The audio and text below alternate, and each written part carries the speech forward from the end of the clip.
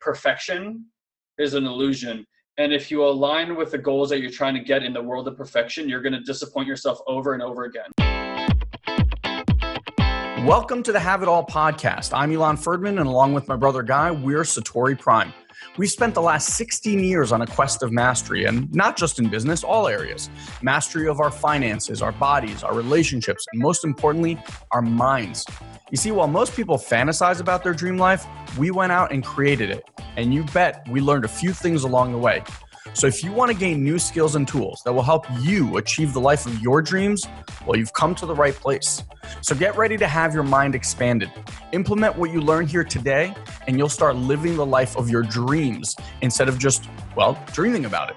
So are you ready to have it all? Let's go.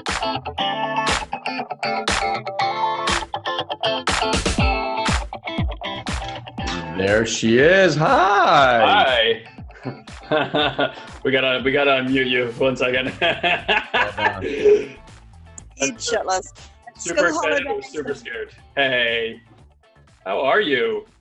I'm good, thanks, Guy. Gosh, I love you guys so much. You bring so much value. I love all your posts, and you're always sharing our stuff. You're such a sweetheart. It's really, really, really nice to interact with you. Thank you. Best thing in my life was meeting you guys. Seriously, it's been over 3 years now. 3 years now I've followed you and learned from both of you, and my life has changed beyond measure. But it's such a hard thing to explain because circumstances didn't change. In the beginning, it wasn't the circumstances; it was within that changed. It all became from within, and that was Guy and Elon. So, I'm the happiest I've ever been, Guy. It's crazy. My life is crazier than it's ever been, busier than it's ever been, but I'm the happiest I've ever been. Serious. That's wonderful. I love that smile. Look at you. That's like the best news ever for Elon and I. Like when people go out to dinner and they grab dessert. Like this is our dessert, is when people share stuff like that. We absolutely love hearing stuff like that. And it's so funny because, you know, in the online world, you're just putting stuff out there. You really don't know who it's impacting, what it's doing. And once in a while, like people send you an email or check in and tell you all this amazing stuff. And Elon and I say this more and more these days, but we get, you know, quite a few emails now. And I know we're doing what we love because there was a time where we were like surviving and trying to earn money. And like a sale would come in, we get really excited about it and like call each other. We do like our little jig, right? We like to celebrate for everything that happens. And these days it's like today, by the way, just as an example, we did like a black sale on our SFM, okay? Which is like $10,000. Did Elon and I talk about it today? Not a mention, right? But we'll get like one email from like Kathleen or somebody else. Well, did you see? Did you see what we did? Like we get so excited. Kathleen, thank you so much for saying that. Yeah. What's going on right now? What's like an area of life for you right now that is not a 10? Oh gosh, that's really, really hard to answer because excuse me, I've got kids home from home. What for me, I felt, because I've been with the SFM and DEA for so long, and learning from others, I've learned to look at everything as a 10. It's so hard to explain that. The old me would not be happy with this life, that I would not have seen this vision for myself and classified it as a success, but it is. It's like the life. I'm in this mindset where it's already a 10. It's a 10. I can't explain it any other way. Brilliant. Is there anything right now that you're working on? And what happened was, I forgot. I actually cracked up because I've only just seen Stuart's video, the intro with the gold presentation he did back in July, and it really touched my heart. But I thought what I'd done is I thought I must have been the dumbest person in SFM and DA, because I have been on so many OC calls with Jay. I keep coming back because I just love being around the people. But anyway, the point was, I was thinking, I can't make this marketing work. I've got to be the dumbest person on the planet. So I just thought, right, I took a step back. I took a step back from SFM and DA, and I thought, I wanted something for me. So I ended up pursuing old passions of makeup and jewellery. Nice. And it was while I became involved in these companies, and I saw how they market or try to sell their product, and I just thought, and it's in their trainings, and I'm working with these people now because it's just like, guys, your focus is in the wrong area. You know, you're focusing on the money. You're not focusing on delivering value to these people. You're spamming them. So what I did was I was like, I didn't tell them how to do it, but I shared with them how, you know, I'm going to join you on this journey, but when it comes to marketing myself or the products, we're doing it my way, which is our way, you know, of sharing value. So it's not pumping out those links 24/7, buy my stuff. It's continuing. Sorry about that. So I was able to step back from SFMDA thinking I was dumb. I moved into another arena that I really, really loved, and that was when the penny dropped. That it was like, gosh, the last 3.5 years haven't been a waste of time and a waste of space. Sure. And I'm able to go into this community, not only sharing ways of branding and marketing, but I'm actually able to share personal development, because to me, this is the number one thing you need to know before you can not only create a business. You can create a business without personal development, but to sustain that business and to sustain your sanity and your longevity, you have to put personal development first. So well said. So well said. And I learned from you guys. It's been amazing to watch your journey. And not to blow Kathleen's story out, but like when Kathleen first joined our community, she was in a very, very different place. And to go from where you've been and show up, and I just want to point this out to you so you get this. It's been 3 years, which in the grand scheme of things is like a blink of an eye, right? And she might be frozen, and your entire life has transformed to the point that you're actually able to be out there and making a difference for other people in an arena that 3 years ago you knew nothing about. Mm-hmm. And that is just an absolute testament to your tenacity. I remember, something about you was like, you never missed a call. You never missed an opportunity to ask a question. You never missed a follow-up. You were just there, soaking it all up, doing the work day in, day out, sharing your story, sharing your process, and just amazing. Kathleen, just an absolute amazing job. Yeah, no doubt. Thank you, Alan. Thanks, Kathleen. Love you. Amazing. Thank you. All right, love. So good to connect with you. Love you guys so much. Keep at it. All right. So that was Kathleen. We've been with her for quite a while. We're going to bring out Nicole. I'm going to bring you out because I know you're not really scared. Maybe you're scared. I'm back. What did I miss? Scott, you missed a thing that would have changed your entire life for sure. That was it right there. Petrified. Okay. We'll hold good space for you, Nicole. This is good. This is good practice too. Petrified. It's good because we were either going to do this or talk about fear all day long today. So you might as well deal with whatever's going to come up. Yeah. Well, I'm walking through the fear right now with being on here with you guys. And we were at another one earlier today, the other webinar, and you said, you got to jump on fast. So I said, okay. I'm one of the first ones. Kathleen beat me. So nice. Good for you. Yeah, just walking through those fears, man. I know I'm right on the edge of just breaking through, you know, and I know you guys can help me with that and mindset. And I think I was telling Elon the other day, 90%, you know, when I used to play tennis a lot when I was a kid, they always used to say 90% mental, 10% ability. And I came from the weekend in Vegas and 90% mindset. So I hear it. It's like, I was just saying to someone, one of our one-on-one coaching clients earlier today, my wife sent me this picture and it's literally like a 2D, it's like a clown. He's like this.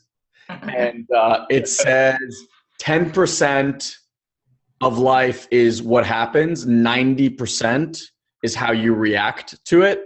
Yeah. So she sends it to me. I was like, you do know that this is my entire world, right? Like, this is what I talk about all the time. This is what I train people on.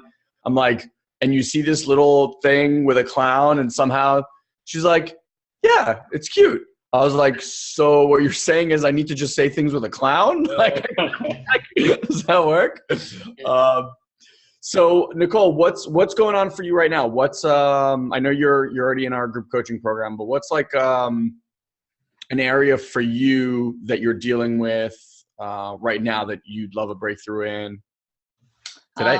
So yeah, I mean, I talked to you guys in Vegas and shared with you my sister just passed away and in August, and you know, I know she doesn't want me to be sad, and I know she's out of pain, so I'm staying in that space. Yep. And I know life is too short, and I want to really make an impact on life today. And you know, I started a breast cancer awareness. This month is breast cancer awareness, and started with a group of friends and just doing a little video and just doing a little walk, something. So weight, of course, is one of the main, getting back to your question.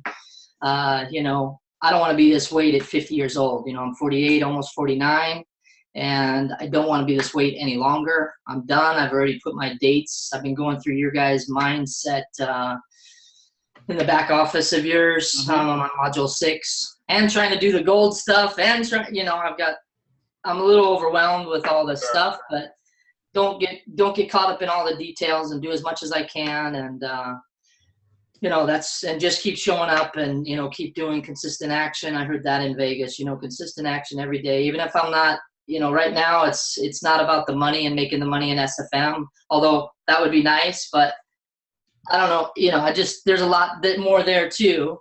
And, you know, just trying to, I know the mindset, you know, and you would ask me that question, you know, would that make a difference? And, you know, I know it would. And, you know, I have my own business, computer business that I've done for 12 years and all been appointment, you know, word of mouth. And so I know I cater to my clients and I know I've got a good presentation with them. So I know I can, with the internet marketing, hopefully transition that into something else because I can't do that forever, nor do I want to. And I want to inspire. I've come up with my passion is inspire others. Just in this last week, and probably listening to you guys, you know, inspire others through love and kindness, one heart at a time. Love that. I've got a Facebook page, Hearts Along My Journey, and that started 5 years ago. So, you know, it's just little hearts on my page, and I know there's something in there, and it makes me excited when somebody sends me a little heart, and hey, I'm thinking of you, Nick, you know, and so yeah, you know, I'm ready, I'm on fire. So Nicole, if we got, so there's a couple of things in there. I want to just focus on one. So you tell me which one you want us to kind of drill down on right now. I heard obviously your sister's passing. That's one. And then the other one around your weight, so your health. Yeah. Which do you want to just kind of dive deep into right now? Probably the weight, you know. Okay. I mean, I know where my sister's stuff is, and I'm in a good place right now with that. I have my days, but and moments. Brilliant. Sure. Okay. Bro, you were writing videos. No, go ahead. Okay. So Nicole, when that weight is off of you, okay? So imagine yourself a year from now, let's say, okay? You gave yourself till 50, so we got, you know, a year and change. When that day comes and you look at yourself and you're the perfect weight that you've intended, you created it, you've done the journey, done everything you set out to do, what's the feeling that you have then?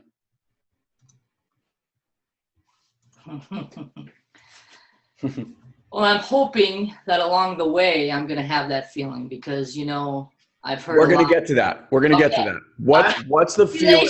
I mean, I have a magic wand. Yeah. I have a magic wand. I bop you over the head. I'm 24 years old when my weight was 150. That's it. I'm always 24 in my head. I love that. I'm like. So when you were 24, what was the world in front of me? The world is my oyster. I mean, and I was happy-go-lucky, and and then life gets in the way, and and then it. Got you. Yeah. So if you could, when you were 24. World is your oyster. Everything's in front of me. How did you feel about your weight and your health and all that stuff when you were 24? Never worried about it. Never worried about it. Okay. So now you're going to be 50.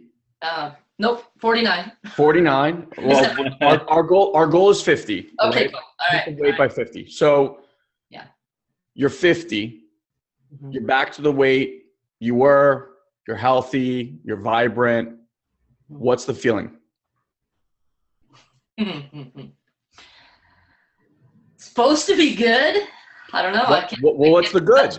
Yeah. Picture yourself there. You're standing there. You're looking in a mirror on your 50th birthday, and you're going, "Holy shit! I made that happen." Yeah.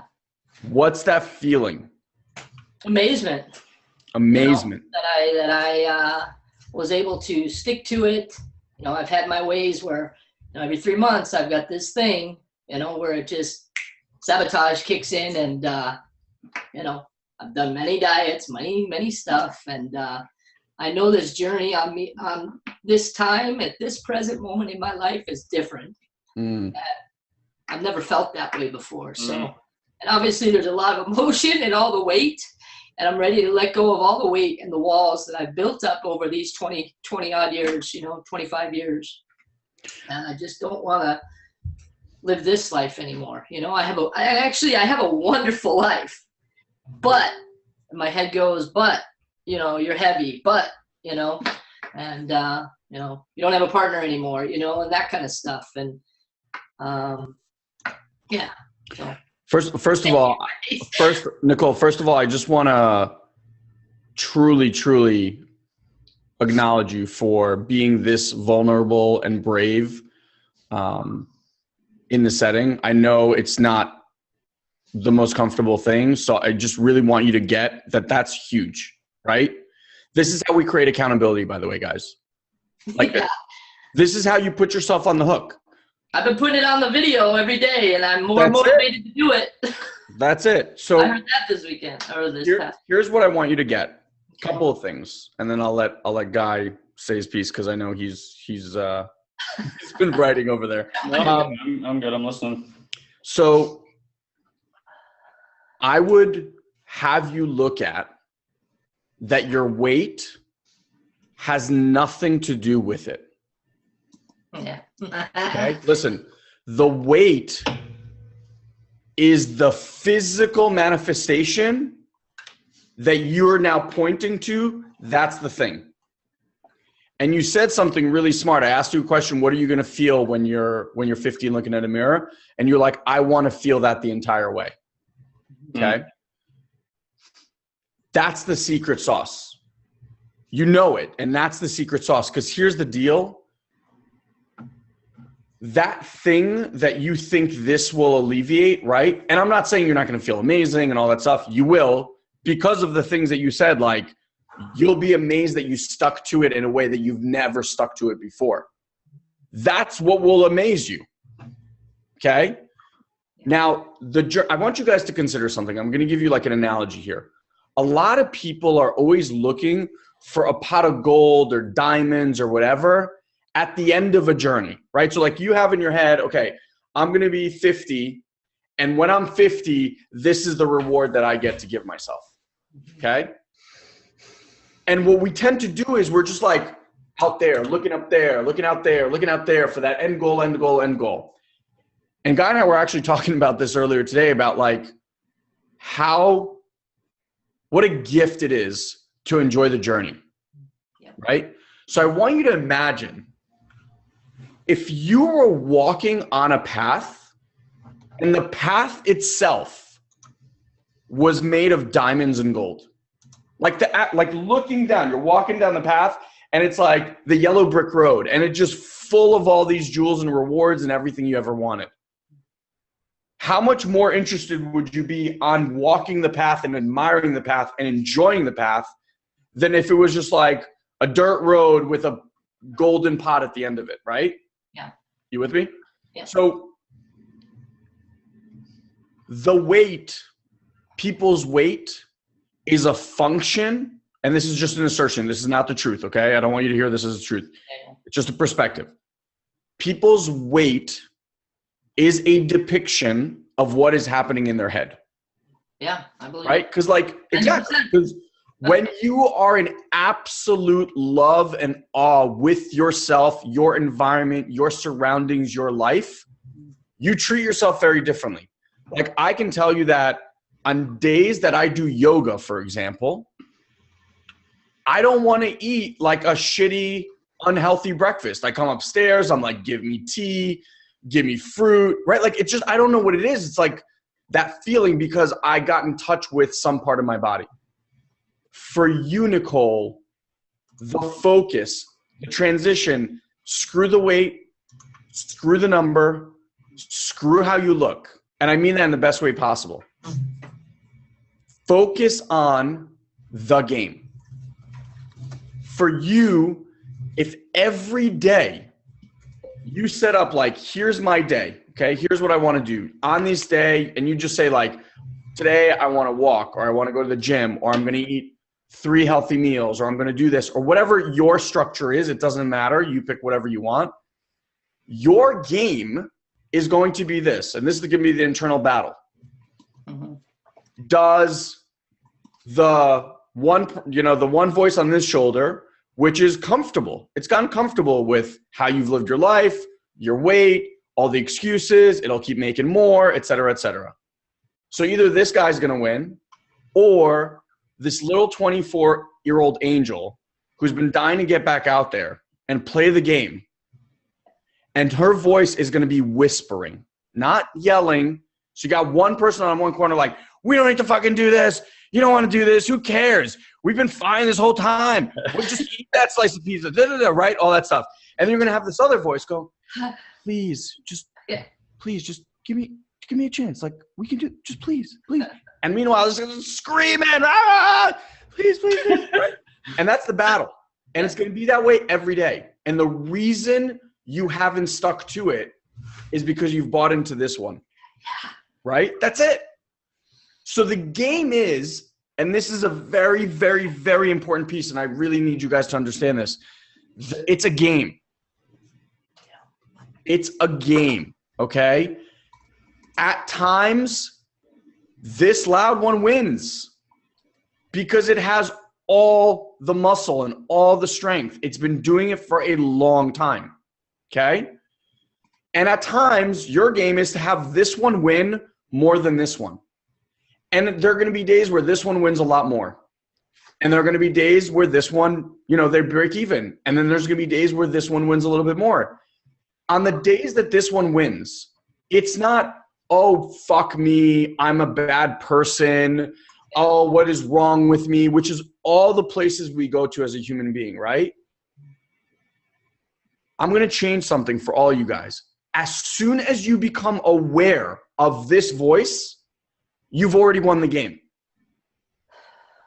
And whether that voice has been talking 20 hours that day and you forgot that you even have this little quiet voice, as soon as you witness, oh shit, for the last 20 hours, that voice has been running my life, that's a win.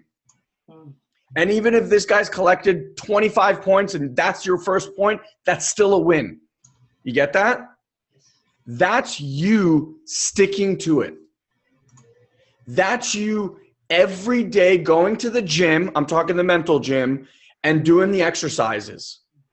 Because I promise you, you play that game for even 30 days, that will carry you for the rest of the year.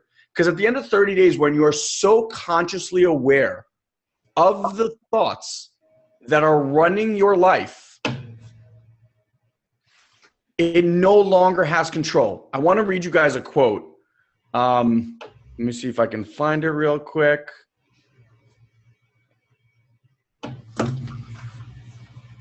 Okay, listen to this. And then I'll shut up and like I talk. No, you're fine. All right. To live life to this, by the way, is from The Monk Who Sold His Ferrari by Robin Sharma, which is an awesome book. To live life to the fullest, you must stand guard at the gate of your garden and let only the very best information enter. You truly cannot afford the luxury of a negative thought, not even one. The most joyful, dynamic, and contented people of this world are no different from you or me in terms of their makeup. We are all flesh and bones. We all come from the same universal source. However, the ones who do more than just exist, the ones who fan the flames of their human potential and truly savor the magical dance of life, do different things than those whose lives are ordinary. Foremost among the things that they do is adopt a positive paradigm about their world and all that is in it. The sages taught me that on an average day, the average person runs about 60,000 thoughts through their mind. 60,000. What really is amazing, though, is that 95% of those thoughts are the same ones you thought the day before. You get that, Nicole? So look, 95% of the time, normal human beings operate in the exact same way they did the day before. 1%. 1% difference. If you bring that down to 94 and get 6 on the other bucket, that's a massive shift. 90-10, you're a completely different human being. And you get that at that point, all the weight and all the health and all the nonsense that you focus on because it's right here will cease to exist, because you as a human being will be so transformed, the weight will literally, and I'm not kidding you, the weight will literally shut off your body. I believe that. Do you understand what I'm saying? Do you see, like, when people have, I'm going to diet, I'm on this game, I'm going to watch the scale, I'm going to do this. I'm like, look, if your mind ain't in it, I don't give a shit what you do, because as soon as it gets hard or as soon as there's a piece of chocolate in there, like, we're human, right? And then the problem is, it's like, oh, I'm so bad. Like, oh, I already cheated, so I'm just going to keep going. Have you ever noticed that when you eat shitty, like on one meal, it's much easier to do it on the next and the next and the next? It's like, God, this day is fucked already. Yeah, you stack the table against you. Yeah, I challenge that. The sticking to it comes from catching yourself whenever that happens, going, not beating yourself up, going like, ooh, I caught myself. That's amazing. And I'm going to make the switch right now. And I'll give you one final thing about just health and diet. If you were to eat 3 meals a day, let's just say that, okay? That's in a week, 21 meals. Most people have it that they need to be perfect. Is anybody perfect? I sure as hell am not perfect. I'm going to build a class around that so you can get there too. Not a chance, right? So just kidding, obviously. Sports, like you're a tennis person. There's not a – okay, let's use a tennis analogy because I know you like this. If someone wins 70% of their first serve points, they are dominating. Not like winning, just dominating the match, right? 70%. 7 out of 10, okay? Let's use that math. If you were to even do 70% of 21, let's say it's 15, okay? That's 15 out of 21 meals in a week that you ate super clean, exactly how you wanted to, and that's 6 meals that you're, off the grid. You would still reach your goal, right? The problem is people are like, They want to be perfect. Oh my God, I messed up that one meal, blah, blah, blah. And then they throw away the other 20. Fuck it. Like, catch it. I got it. Awesome. Won that round. Boom. What am I doing? One action to get myself back in there. And that action could be, you go for a walk. You make a recommitment. Next 4 days, I'm only eating salad. Whatever it is, right? Like, I don't care what your thing is. The mindset, the stick-to-itiveness is your goal, not the weight. Okay. Awesome. Make sense? Yes. Awesome. Me? I don't know if you... No more time. I mean, you know, Elon said a lot. I'll just tell you, for me, I mean, Elon and I are in reasonably good shape for men our age. And I'll tell you, the motivation is not being in shape, although the ego really likes it. I'm all about, and this is something we'll talk a lot about at the event, is creating a big game for yourself. Ones that are not achievable. Mostly people play games that are achievable. They could see how to get there. And what they think is, well, I'll willpower my way to that goal. So 2 things I want to bust up is, if your goals are achievable to you, they're too small. And if you're using willpower to get there, you're not going to get there. Yeah. And Nicole, I know you know this, right? I don't want to share it for you, but obviously because of your background and whatnot, you can share it if you like. Like, I was a smoker for over 10 years and continue to struggle with it from time to time. Like, I quit for 5 years. The last 2, I kind of smoked again. Now I'm like done with them again. Like, I'm back in that mindset. And it always comes down to the same thing with me for cigarettes. Number one, I can't have one because I truly love the hell out of those things. As awful as they are, if there was a big pile in front of me, I want to jump and hug them, and that kind of addiction. And number 2 is, if I do it through willpower, I always fail, because then I watch other people smoking and all I feel is jealousy. I feel like, oh, you're doing it to yourself. Like, I should do it to myself, even though I know you're basically killing yourself. And I'm like, oh, I want to kill myself too. This is fun. Right. And it has never worked for me. But like Elon said, when I get committed to something, when I realize what it's taking away from my commitment, more than anything, not my health, like none of that stuff works for anybody. That's why it's not an effective strategy for people. Like, don't you know you're killing yourself? I do know. And let's smoke up. Like, it doesn't help. Right. But what does help is like a commitment. So like, Elon and I have a game for global transformation. Part of that is being sound of mind, body, and soul, which includes your health. And every time where the inconsistency for me is, I'm a pretty healthy person. Like, I value health a lot. And then there's this like way out of integrity around cigarettes, right? Like, way out of integrity around cigarettes. And what I always have to consider for myself is, I'm a believer that thoughts, language, feelings all literally take up physical space. Like, we have an energy field and they're taking up space in your energy field. And we only have so much of an energy field, like our container, in which to create from. So whether you're drinking, whether you're doing drugs a lot, whatever the hell it is for you, whatever your crutch is, that thing is taking up space. And that's space that you could be using to create something, except you can't, because that thing is there. And an addiction is a thing that takes up a lot of space in your life. Time, energy, all sorts of different things. And I remember that was my major insight the first time, when I was like, fuck these things. When I was like, I don't even know what I'm missing because I keep doing this. That was it. That's what got me off of them.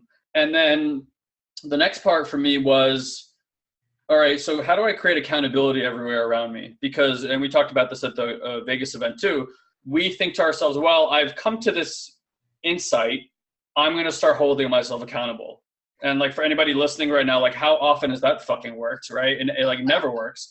So what actually works is, and I think I mentioned this, I went around to all my friends and I said, hey, you know, like, this is what I'm up to. Here's what I need from you. I need, if you see me with it, like, you pull it out of my mouth. I never even took one in my mouth. I just had nowhere to put it anymore, right? As funny as that sounds.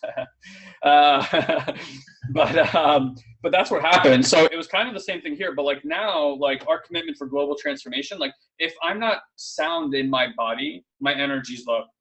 Mm-hmm.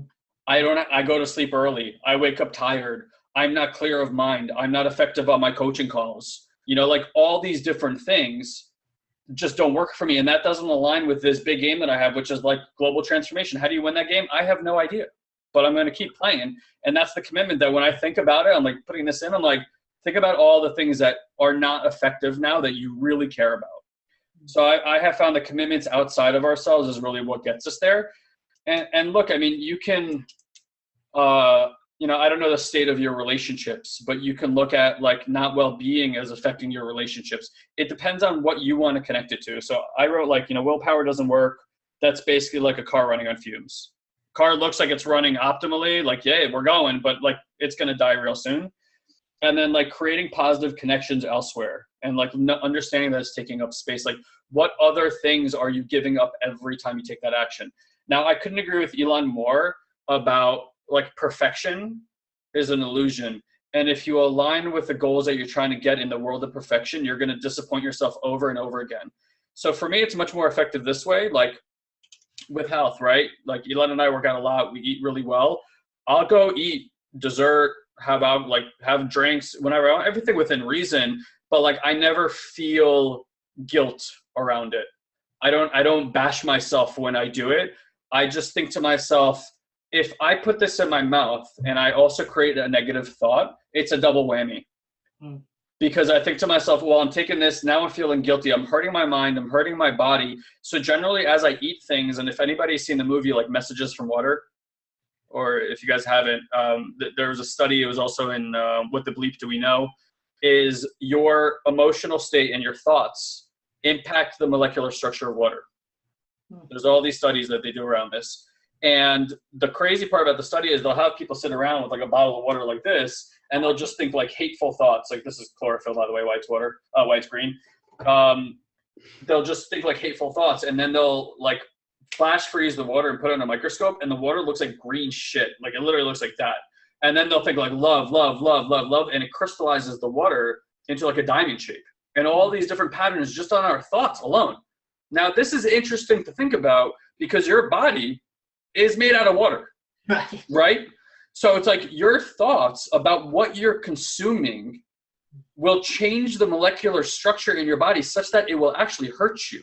It is not a coincidence that people who are most concerned about health are the ones that get sick the most. I'm not saying other people don't, but the most. Like you'll look at these studies and it's really true. So it's like, if Elon and I used to have this joke, if we drink beer, it's like water of the gods. Healthy, healthy, healthy. Healthy, healthy, healthy. And it's like, drink it, fine, whatever. Look, there's plenty of great things to take away from alcohol too. If you're not out of control, you get euphoria from it, you get confidence, you get all sorts of wonderful benefits that can actually teach you about something to strive for, like where a target is for you. I always said like a perfect person is a person who can be drunk without being drunk. You're truly yourself, right? And all this kind of stuff. So I really believe in that shit. I really, really do. And it really makes a difference. So those are my little tidbits about it. Awesome. Yeah. Thank you so much. Nicole, you good? I'm good. Thank you so much. Nicole, here's what I'm excited for you. Like somebody who's in your state, who's like, you're like tearing off the suit, right? Like, you're like a snake coming out of its skin. Like, someone who's motivated like you're motivated, and I get you're like looking everywhere, so there's a little bit of overwhelm. That's great though, because your energy is, I'm calling it in. And when you're calling it in, like amazing shit starts happening. So it's like at the event, in these conversations that we're going to have, what you're probably going to rub up against is the past fighting against a new future. And as we keep looking at even your weight, if we could look at a point in time where there's some choice that was made, whether it was like a traumatic emotional event or whatever it is, that just set you off in that direction, right? I already know what it is. And you know what it is, great. So like you found evidence for that and it just like expanded out.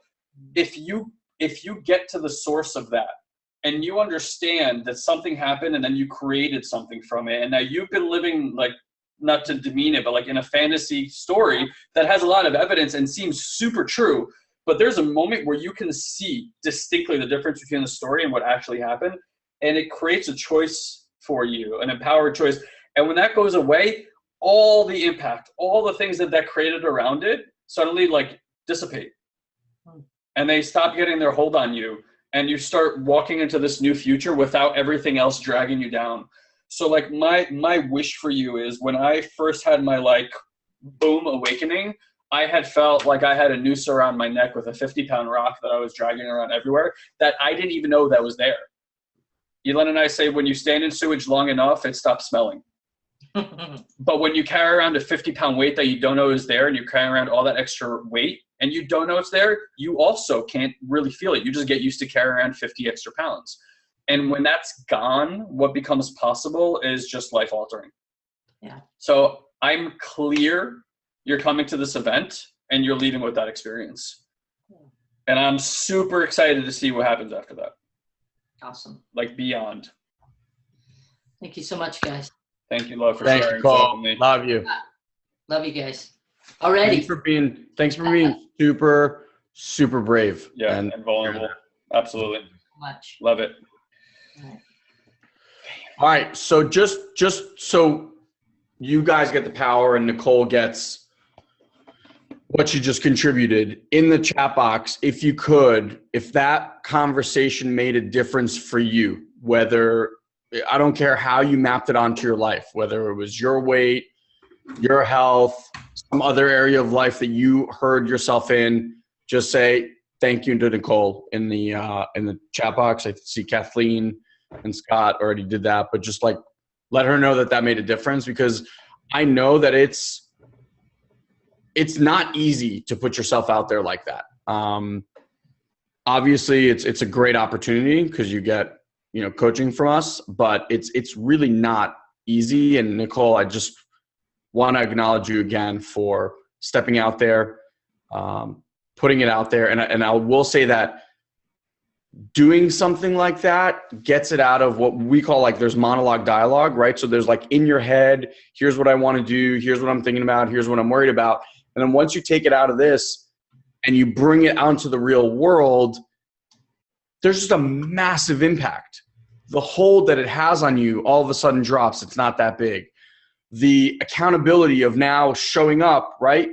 And like when you see Mark or you see Kathleen or Anat or Pat or Sylvia, like you can't hide that anymore. And they're interested in you winning now. Mm-hmm.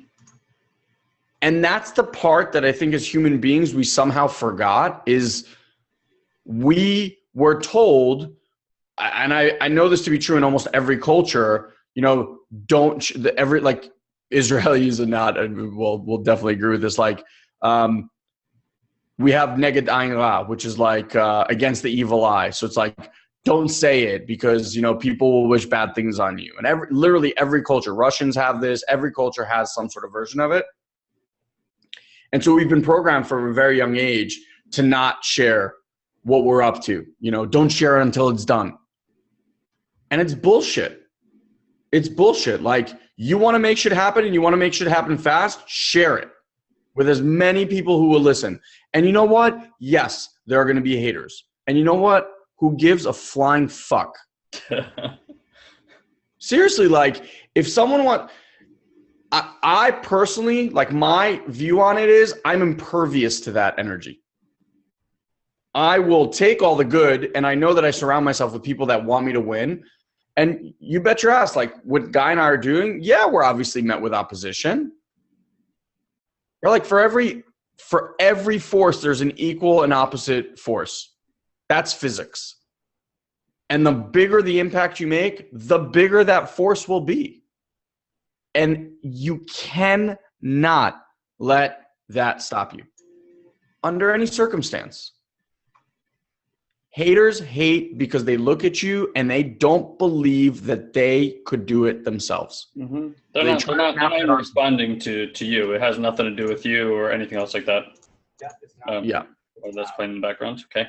Yeah. Amazing. Amazing. Yep. All right. So we have a little bit more time. Yeah. Yep. All right. So let's bring out Mark. If you guys want to come out here. Got him.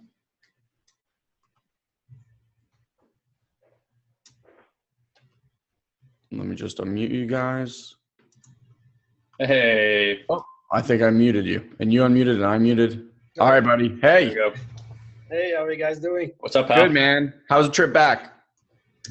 Oh, it was a long trip, actually. But it was good. It was good. I bet. Had a lot of fun there. That's awesome. That's awesome. So what's cooking right now? Let's talk about running a business. Like, Sure. Please. I always work long days, try to give as much value to the world. And when I'm working long days, I always feel bad because I have to share my time with my wife and kids. But then I think, I need to make money, otherwise I don't make money. But if I go out, then I think, I need to work because I need to make money, and because I'm always worried to run out of money. And of course, it always happens. So that's one of my biggest issues. And always, it's like a circle you go into. Yep. And you constantly think about it, so you can't enjoy the moment anymore. Yep. So. Absolutely. Bro, you want to? I think as a family man, you're the right person. All right. So a couple of things I heard. One, run out of money. Okay. So I will let you know that if the conversation, guys, again, be very, very observant of the language that leaves your mouth. I mean, we're going to do this at the event, but just to give you guys an idea. Okay. So there's different levels. So the first level is unconscious, subconscious, unconscious, right? That then communicates with your body. So the first senses that you're going to get are going to be feelings in the body, right? Then you're going to turn that feeling into an emotion. You're going to give that feeling a name. Like, I'm scared, I'm excited, I'm nervous, I'm whatever, okay? Then that is going to tag along with it a whole bunch of thoughts. So when you're afraid of, for example, in your case, not having enough money, okay? It's not just, I'm afraid of not having enough money now. It's literally your supercomputer spits out every freaking moment in your life that you've ever been afraid of money as a kid, as a grown-up, everything. And it's just like all at one time. And so in that moment, you're literally operating from all that past stuff. Okay? You're not even scared of that moment. You're scared and impacted by a flood of all of these memories that are triggering all this stuff in your body. Okay? That's 4. That's 4 levels deep already. Okay? Then you spit out a sentence like, I'm afraid of running out of money. Notice that's 5 levels deep already when that comes out of your mouth. Do you understand how entrenched that is? So when we do the work and we're very, very cognizant of your language, it's because by the time it comes out of your mouth, it is so deeply rooted that we know that that's what's running the show. It's not just like, oh no, it's not that big of a fear. Bullshit. Like, it wouldn't be spoken if it wasn't that big of a fear. You with me? Mm-hmm. So the first thing you want to understand is that you have to be very vigilant, like the quote that I read, of what thoughts you allow in your system. Okay? And keep this in mind, guys. Nothing that you think is real. I'm going to say that again. Nothing that you think is real. You had an experience or an event or something happen. You made up what that view of the world is. Right? Like, I'll just give you an example. So you lose $10,000 in business, okay? One point of view, and neither of these are right. I'm just giving you a point of view, okay? One person is like, fuck, I'm a failure. I don't know anything about money. I don't know anything about business. All right, that's one camp. The other person's like, wow, I just spent 10 grand to get a really, really good life experience that is a tenth of the cost of what a year of college would have cost me, or whatever, education is college. Another person on the complete woohoo end, you know, people believe in karma, okay? I owed that money from a previous life to this person, right? None of them are real. It just what you made up at that moment. Now, here's the crazy part. What you make up is very real in how it occurs in your world. Could you see how these three different people that I just laid out with their stories about life would have three completely different outcomes and paths that they would walk on? Yeah. Right? So I'm going to tell you personally, like you know my story. House in foreclosure, 4-month-old baby, unemployment checks dwindling away, like not going to get them. I had all the right reasons to believe that I was screwed. I would have been justified in crying in my bed, and people would have been like, you know, I totally get it. All the right reasons. And yet I knew that if I held myself and those were the thoughts that I was letting get in here, there was zero chance of me reaching the abundance and creating the impact that I needed and wanted, right? Zero, like no chance. So what you need to realize is, and this is the game for you, you have to be vigilant about these thoughts.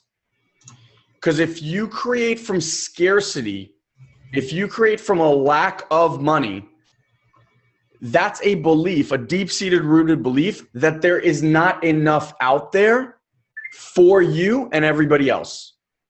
And you get into a competitive mode. Animals don't wake up in the morning and go, oh God, I hope there's going to be enough grass for me to eat. Oh God, I hope there's going to be enough air for me to breathe. Do you ever think about air? Like, oh my God, hoard this air because I don't know if we're going to have enough to breathe. You never do that, right? We live in an abundant world. Money, just like air, is an energy. It flows constantly. People that believe it is scarce, it's like it just bypasses you. It's like, you want to believe that? Great. I'll give it to the guy that's abundant. He'll know what to do with it. You're going to hoard it. Money is energy, right? It wants to flow. If you're scarce about something, you're like this. If this was the last water on earth, right? I'd be like, oh my God, no one take my water, right? If I believed that water was abundant, I would literally go out and hand this water to everybody else and be like, hey, anybody want water? Anybody want water? And guess what? I get more water. Why? Because the universe is looking for players, man. Players. I'm reading John D. Rockefeller's Titan, his biography, which, by the way, is a little bit dense. But he was 16 years old when he got his first job. For every dollar he earned at 16, he would give away between 6 to 25 cents. Wow. At 16, he became the richest human being alive ever. I mean, his family's still the wealthiest family on the planet. They probably run everything. Probably not the wealthiest, but they're up there. Rothschild. Okay. I mean, probably like six families. Yeah. You know, like at 16. It's pretty spectacular. So, Mark, the switch for you and the game is these thoughts will constantly come up. Lack of thoughts will come up. Your job in that moment where you go, oh my God, I got to do this because we're going to run out of money. No, that's not what's going to happen. I'm going to do this and I'm going to create a wealth, a flood of money. Instantly. Just boop, easy, right? Look, one is not more right than the other. And it's going to be difficult for you at first to believe the thing that you are, quote unquote, making up. Just remember, you made up the other one too. That one that you made up before does not serve you, does it? Nope. No, it doesn't serve you. It doesn't serve your family. It doesn't serve anybody. It doesn't serve the universe. So can I share two things here? Yeah. The two things I want to share, Mark, that I think are really effective. One's an exercise, and the other one is just a way of looking at stuff. The exercise is the mind is amazing at creating anxiety with fear, right? That which we don't want. Unfortunately, studies show that you're creating it by allowing for that. Elon and I talk about the study where you get shocked. So like the study, and really quick, is they'll shock somebody and then they'll tell them that these shocks are going to get progressively stronger. And the last shock is going to be the strongest one. So you have a choice. We can either do it that way or we can give you the strongest shock now. And people overwhelmingly choose the strongest shock immediately. The reason for that is the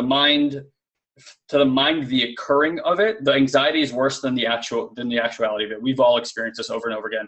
Now, the problem is that what our subconscious mind does is it will actually create the very event we don't want underneath the surface of our consciousness so that we can get rid of the anxiety. So if you're like in a relationship and you're thinking to yourself, God, I hope they don't leave me, like you have that anxiety all the time, you'll actually create the circumstances to end the relationship because the anxiety of thinking that is worse than the relationship ending. And then you prove to yourself that you're right about it, and then you go do it again. And this is how people get in that shitstorm, right? So when people have the perception of like negative reality coming, what I found that oftentimes they haven't really clearly defined what that reality would look like. So the anxiety comes from this like unknown future that may come. I see a lot of people worry about health, like they're going to get cancer, and then they live their lives as if it's already here, even though they're perfectly well. But they're like choosing their things, like choosing their circumstances, like cancer is inevitable. So my point is that what I found is if you illustrate to yourself in your mind or you write out, okay, like what's the worst that can happen? And you actually let yourself live in that experience for a moment, you will find fairly quickly that you will be absolutely fine. Like, okay, what are the actions I would take if that should happen? Okay, who would I contact? What resources would I put in place? And then it's just like, okay, I could handle that. I would survive that. That wouldn't kill me because it feels as if we're gonna die. So I have found there's a lot of peace to be found with just going there. And just letting yourself be there for a minute, figuring out what your plan of action would be, and then you're like, fine, now let's play full out, knowing that could be a possibility, but I'm not committed to that at all, right? So that's number one. Going back to what Elon said, I've never really thought about this before, but there's takers, and we can say there's givers, but what I want to say more distinctly, there's takers and there's channelers. So what we have found, and I remember Wayne Dyer saying this 2 years ago, and I don't think I was in the place to quite hear it back then, is we're like channels for energy, right? If you think that we're connected to source, and source is unlimited energy and infinite possibility, then the way that we're showing up in a world is just a specific channel for a specific energy to flow through us. Mm-hmm. Most of us lock into one energy and we go, I know who I am, and that's how you just do that shit over and over again. But we come from a world view of scarcity because that's what we're being told. And we actually don't know if that's true. Guys, I don't know how much oil is left on the planet. I don't know if, I'm not saying I don't believe that stuff, but like putting stuff into the atmosphere is killing our planet. I don't know. I'm not a scientist. I have no idea. So my point is that like, if you look at the overwhelming people who are concerned with acquiring more, mostly they're in pain. And even the ones that have a lot are not feeling great. Wealthy people generally don't feel good. People who find themselves in service and have discovered, well, I'm just a channel for stuff. Money flows in me and then out of me to people, seem to have an overwhelming abundance that they don't know what to do with. Like there's just not enough fucking money in the day or time in the day or money to give. And I remember Wayne saying that a lot too. Like it just shows up all the time and he's just like, I just move it around, basically. So for a lot of you guys who are struggling in business, I imagine you're dealing with survival because I know we were, which puts you into a mindset of like, all right, well, I got to take care of myself first. And then you think, well, when I have it, then I'll start giving it out, which is what that's what the cinch is. That's what cuts the hose off. And it makes it so small because the universe is like, well, I'll give you, but you're good. So I'm only going to give you so much because that's really all you need to keep providing the lifestyle that you have. When you're like protruding to the universe, okay, well, yeah, this is good. And like, I'm ready to fucking serve like as many people as possible. I'm opening my arms, right? I'm responsible for all this. It's like, all right, got to give you more resources because you got to handle that shit. And I will tell you that the moment, we were talking about this on the coaching call today, the moment you make the switch, when you start living a life that's more balanced, you guys know what I mean? Like you find your balance, I feel like luck and coincidence increases. I say all the time, chance favors the prepared mind, right? So, or like Louis Pasteur said that, I just love that quote. So what I have found is you're demeaning the experience. because as you do work on yourself, you are finding balance. And then you start seeing like, whoa, where did that come from? Or like, where did this relationship come from? And you're like, isn't that a weird coincidence? And by saying that, you're not actually present to what's so, is that you changed your frequency, you're calling it in, and now you're saying, oh, I didn't produce that. It's luck, it's coincidence, as if it was something else. It's a co-creation. It is something else, and it's you at the same time, aligning to something. So when you get rid of terminology like luck and coincidence, and you're saying like, whoa, if you're saying I'm responsible for all of it, like my relationships, I'm responsible, when that shit comes in, guess what? You're responsible also. So you can give yourself like, wow, I sourced that. And the excitement of the willingness, the wanting to say that and be part of the process, it's like, all right, let's co-create again. And that's just been my experience. Like, I feel like the luckiest fucking man alive, but I know that it's not luck. I really do. So, and by the way, that's a made up story. Not true. Anything of what I said. Yeah. That's his story, right? Like, just like that. Do you get how that empowers him to move forward? Yeah. That's what you need to start creating. You need to create a story that empowers you. And by the way, just as a side note, and then I want to read you another quote here. I would have this conversation with your wife, because I almost guarantee you that the view you have of what you need to offer and the support and what you need to provide is very different than what she has in mind. And together, in partnership, you guys can create something that now two energies are singularly focused on one result, which I'm telling you, that's the only way I got out of this situation. The only way. As a man, it's, the ego gets very hurt because our job, we're not hunting animals anymore to feed our families. We're hunting dollars, right? Like, that's how we support today. So there's stuff that we have to go through as a man about our manhood and demeanor, all that shit about when you're not providing, right? And again, it's all made up. It's all made up. Listen, for your kids, okay? Do you think they give a shit about this thing or that thing, or do they want you? No. Right? We make ourselves believe this fucking nonsense because there's culture and media and marketing and all that crap. That's how people get you to do shit, right? But the real of it, if you like actually got interested and asked your kids and asked your wife, it would set you free. It's not the money, they want you. You get that? Yeah, I get it. Yeah. All right, so I want to read you guys this one more. I'm quote heavy today, but they're good and they're topical. They're topical. So when you control your thoughts, you control your mind. When you control your mind, you control your life. And once you reach the stage of being in total control of your life, you become the master of your destiny. That's the game.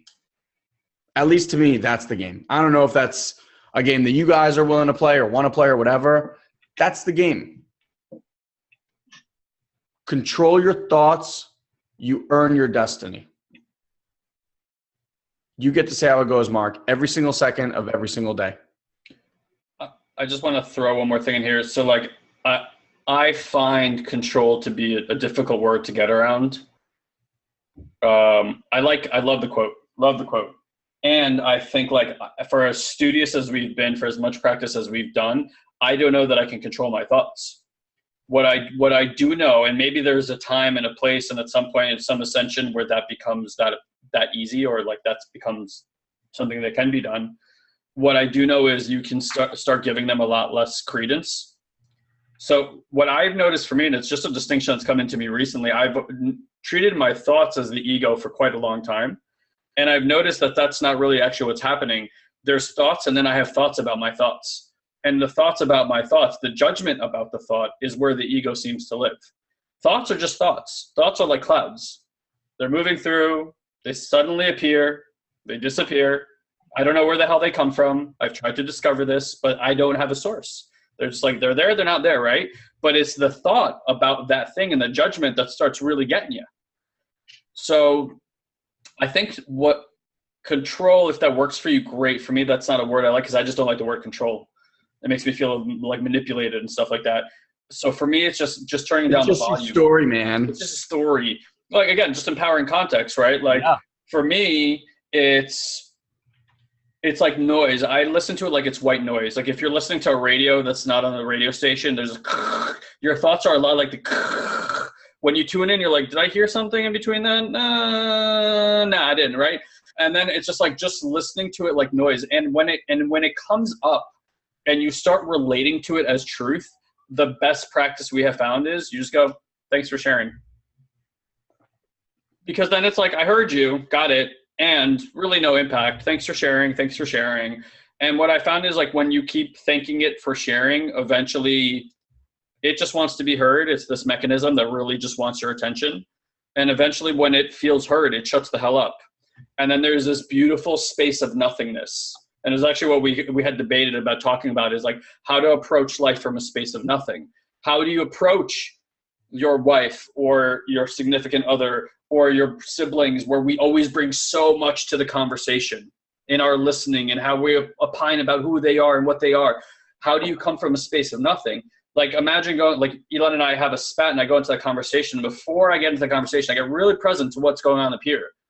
And it comes up, Elon's this. Okay, thanks for that. Thanks for sharing that. And thanks for sharing. And then before I even engage in conversation, I let it do all its shit. And then I sat down with my brother and I'm like, great, I'm in a space of nothing right now. Let's have a conversation. Totally different experience. So I hope that provides something. Mark, does that give you some insights there? Oh yeah, great insights. Thank you, guys. Awesome, brother. All right, my man. It's coming up fast. We'll see you in about a month. Woohoo. See you there. Woohoo. All right. Love you, man. Awesome. So that's it, my friends. That's today's episode. I just want to thank you for being part of our Have It All family and truly, truly thank you for listening to our podcast. If you'd like to help or give back in any way possible, the best way would be to share this or any other episode that you loved with your family, friends, or colleagues. And if you'd be so great as to just leave us a rating and a comment on either iTunes or Stitcher, whichever you use, that helps us tremendously. It only takes about 2 to 3 minutes of your time and would mean the world to us. Finally, I want to let you know that if you want to get even more exclusive content from Guy and I, just head over to satoriprime.com and make sure you join our mailing list. Now, I know what you might be thinking. God, not another mailing list. But I promise you, you'll only get an email or two from us per week, and it will always have amazing videos and articles that I'm sure you're going to love. Promise. So until next time, you can join our ongoing conversation at the Have It All Facebook group, where you can let us know how we're doing and what we can do to improve. Love you all, and we'll see you on the next Have It All podcast. Have an amazing, amazing day, my friends.